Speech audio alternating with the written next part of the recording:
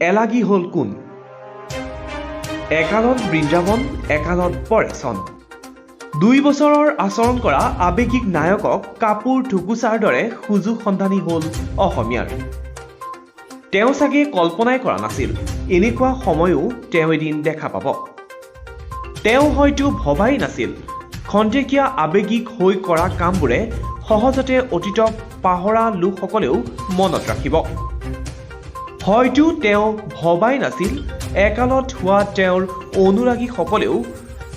তেওঁ দিয়া উপহাৰবোৰক অধিকাংশই নাচাই ৰিয়েল লাইফৰ হিৰো যতীন বৰাৰ সিনেমা যাৰ যিমান শব্দ আছে সকলোৱে ব্যৱহাৰ কৰি কাপুৰ ঠুকুচা দি ঠুকুলিছে যতীন বৰাক আশা কৰিছিল চাগে ৰত্নাকৰৰ দৰে ৰাইজে হিলদোল ভাঙি ছবি গৃহলৈ ছবি চাবলৈ আহিব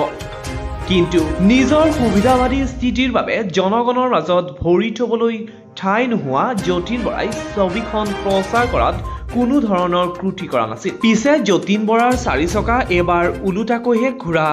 দেখা পোৱা গ'ল আশা কৰাৰ দৰে অসমৰ জনসাধাৰণে সঁহাৰি নিদিলে ৰাঘৱক টিকট বিক্ৰী অনলাইন বুকিঙৰ তথ্যমতে শনিবাৰৰ বিয়লি মাত্ৰ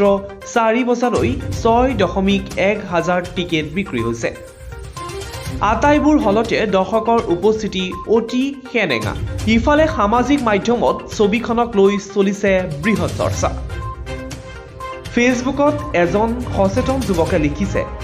জেচিবিয়ে মাটি কটা চাম তথাপিও ৰাঘৱ নাচাওঁ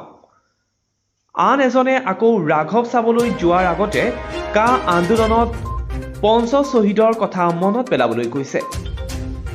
আন এজনে বৰ্তমান বিজেপি নেতা যতীন বৰা অৰ্থাৎ অভিনেতাজনৰ কংগ্ৰেছ মন্ত্ৰী ৰকিবুল হুছেইনৰ লগত এখন পুৰণি ফটো শ্বেয়াৰ কৰি এনেদৰে কৈছে প্ৰফুল্ল মহন্তৰ দিনত নগাঁও সেন্টিমেন্টত বহু ওয়াইন শ্বপ খুলিলে অবৈধভাৱে মহন্ত শাসন যোৱাৰ পাছত কংগ্ৰেছৰ লগত থাকি নিজৰ ৰেষ্টুৰেণ্ট খুলিবৰ বাবে চৰকাৰী মাটি ল'লে অবৈধভাৱে কংগ্ৰেছৰ পাছত বিজেপিৰ লগত থাকিও বহু সা সুবিধা ল'লে কা আন্দোলনৰ সময়ত জাতিৰ লগত গান্ধাৰী কৰি দলৰ লগত থাকিল মানিব লাগিব ভাল অভিনেতা যতীন বৰা তেওঁ হয়তো আজি নিজৰ গানতে প্ৰমাণিত হৈছে সিনেমা ৰিলিজ দিবৰ সময়তে মানুহজনৰ জাতিৰ প্ৰেম চাগে অসমৰ ৰাইজে এনেকুৱা এজন অভিনেতাৰ সিনেমা নুচুৱাৰ পৰিকল্পনা কৰিছে news desk report news 24 India